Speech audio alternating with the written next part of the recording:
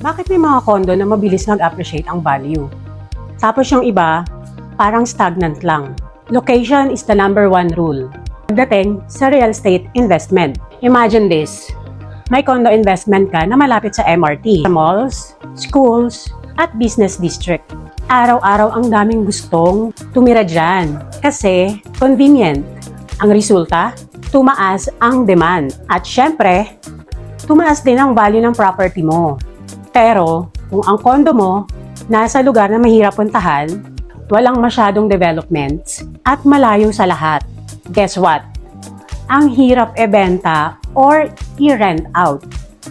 Remember, building can age, pero ang location, hindi nawawala ang value niyan. Kaya, choose wisely.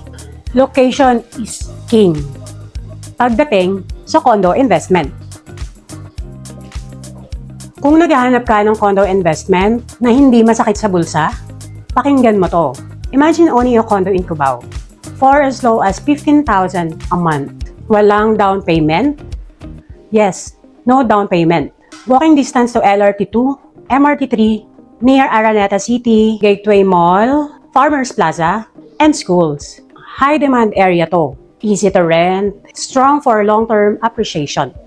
Mira Residences in Cubao by RLC is worth checking. Message me now, Nancy Topacio, for more details.